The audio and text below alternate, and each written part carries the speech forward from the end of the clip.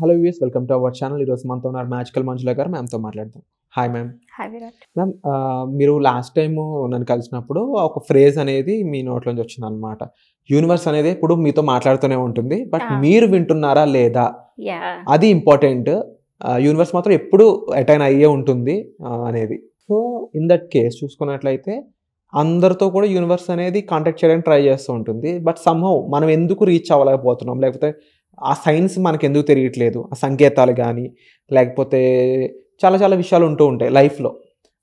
So దీనివల్ల benefits ఏముంటాయి in case మనం అటైన్ చేయగలిగితే? ఎలా అటైన్ చేయాల్సి ఉంటుంది? గజం కేవలం 4,500 రూపాయలతో 165 గజాల భూమి కేవలం 8 లక్షలు మాత్రమే. సో దీనికి మనం ఎగ్జాంపుల్ డాగ్స్ ని తీసుకోవచ్చు. సో మనకి తెలుసు వాటికి సూక్ష్మంగా గమనించే శక్తి ఉంది అనేసి. అంటే వాసన పసిగట్టి దొంగలు ఎవరు అని చెప్పేస్తుంది, ఆ బ్లడ్ స్మెల్ చూసి చెప్పేస్తుంది. లేదంటే వాళ్ళ ఓనరు, అంటే వాళ్ళ ఓనర్ అనే కాదు, దానికి సంబంధించిన పర్సన్ ఇక్కడ నుంచి 1 కిలోమీటర్ దూరంలో ఉన్న వాళ్ళు ఉన్న అది పసిగడుతుందంట. అంటే దానికి అంత సూక్ష్మ ఏమంటారు గమనించగలిగేటువంటి ఒక అబ్జర్వేషన్ స్కిల్స్ అనేది ఒక కుక్కకు ఉంది. సో హార్డ్లీ ఒక 8 to 12 years బతికే ఒక కుక్కకే భగవంతుడు అంత స్కిల్స్ ఇచ్చుంటే, మనం ఒక 100 ఏళ్ళు బ్రతికే ఒక జీవికి ఇంకెంత స్కిల్స్ ఇచ్చుంటాడు. కానీ మనం ఎందుకు తెలుసుకోలేకపోతున్నాం? ఎందుకు అంటే మనం దద్దమ్మలను మనం చిన్నప్పటి నుంచి ప్రోగ్రామ్ చేసేస్తారు కదా. నువ్వు ఒక చవటవి, దద్దమ్మవి అని నాన్నమ్మలు, అమ్మలు నాన్నవి, నువ్వు ఎందుకు పనికిరావురా, నువ్వు మొద్దుడివి, నువ్వు మొద్దు దానివి, నువ్వు పనికి మాలిన దానివి, ఇలాగా చిన్నప్పటి నుంచి మనకి ప్రోగ్రామ్ చేసి చేసి చేసి చేసి అవును కదా వాళ్ళు చెప్పేది నిజమే అని మనం కూడా బిలీవ్ చేసేసాం. నేను ఒక శుద్ధ దండగా, నేను వేస్ట్, నాకు అసలు ఏమీ తెలీదు అనేసి మనమే బిలీవ్ చేసేసుకున్నాం. సో ఇప్పుడు మనకి అటువంటి గ్రహించగలిగే ఒక శక్తి మన లోపలే ఉంది అనే విషయము మనకి ఎలా తెలుస్తుంది? ఇప్పుడు నాబోటి లాంటి వాళ్ళు వచ్చి చెప్తే కానీ తెలీదు, చెప్తే కూడా జనాలు నమ్మరు.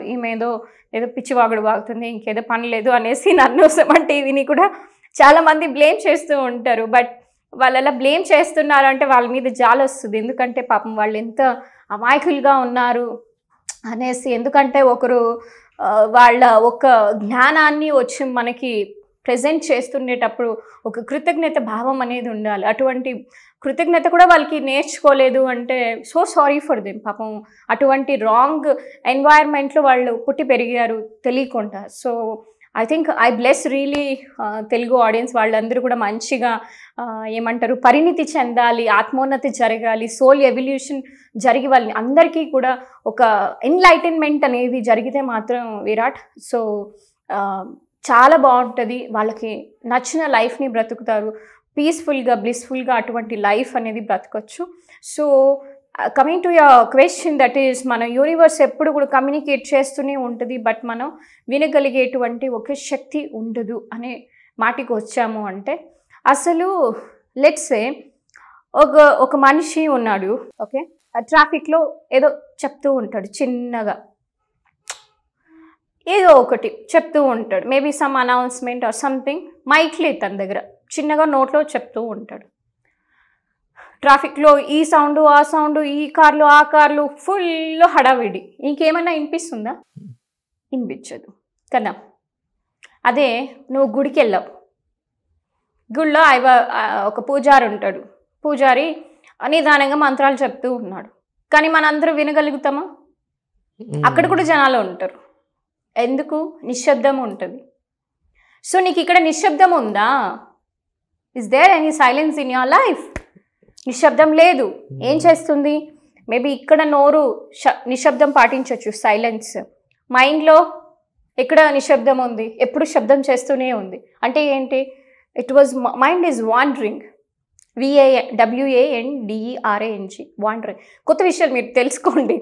సో నన్ను చెప్తా అంటారు కదా మీరు తెలుగులో మాట్లాడండి, నేను మీకోసం తెలుగులోనే మాట్లాడతాను, మీరు కూడా ఇంగ్లీష్ పదాలు నేర్చుకోండి. సో ఎప్పుడైతే మనం కొత్త భాష కొత్త పదాలు నేర్చుకుంటామో మన మైండ్ ఎదుగుతుంది.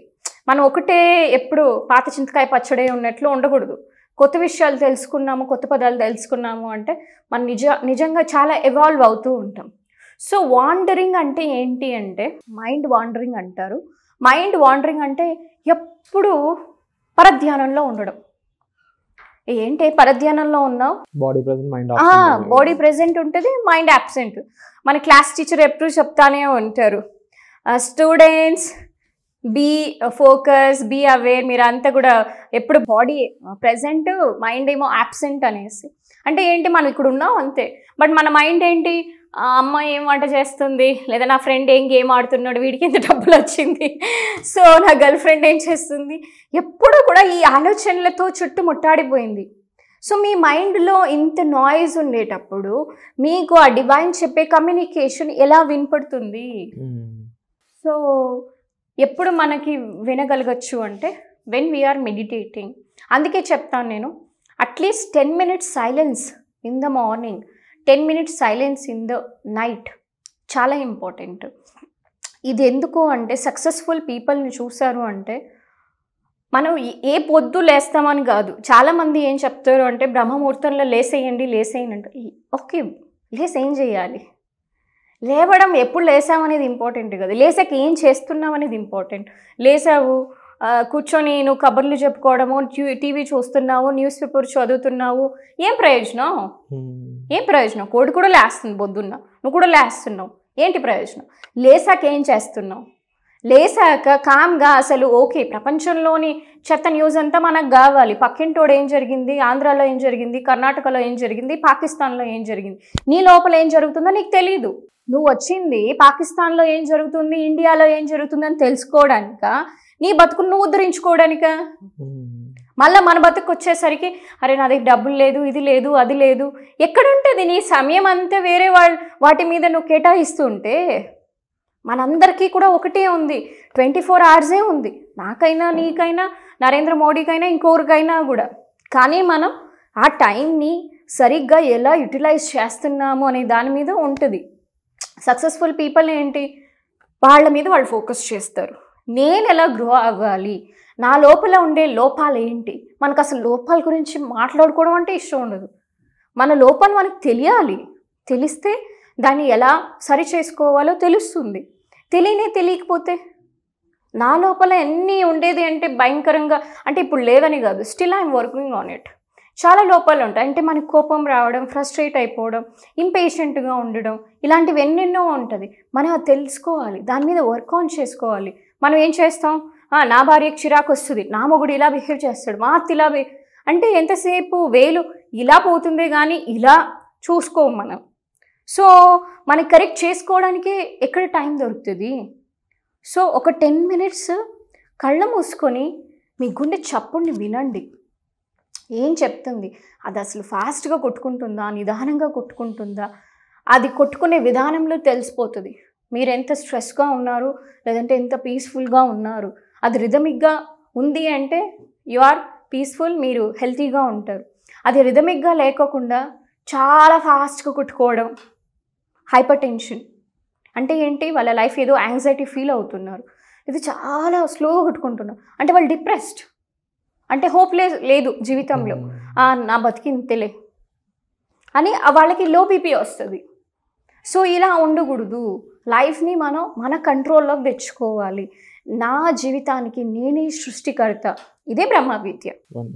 యా. సో ఎప్పుడైతే ఇలాగ చేస్తామో మన యూనివర్స్ చెప్పే మాటలన్నీ కూడా మనకి వినిపిస్తుంది. విరాట్, ఇంత క్లుప్తంగా ఈ సబ్జెక్ట్ గురించి మేము అడిగిన అన్ని ప్రశ్నలకి సమాధానం ఇచ్చినందుకు thank you so much ma'am. And అలాగే వీటికి సంబంధించి మరింత అవేర్నెస్ క్రియేట్ చేసే విధంగా ఒక ఫ్రీ వెబినార్ అయితే మ్యామ్ కండక్ట్ చేయబోతున్నారు. ఈ వెబినార్లో మీరు పార్టిసిపేట్ చేయాలన్నట్లయితే కామెంట్ సెక్షన్ గూగుల్ ఫామ్ని ఫిల్ చేసినట్లయితే మీరు ఈ వెబినార్లో ఫ్రీగా పార్టిసిపేట్ చేసే అవకాశాన్ని పొందుతారు. Thank you so much ma'am. Thank you.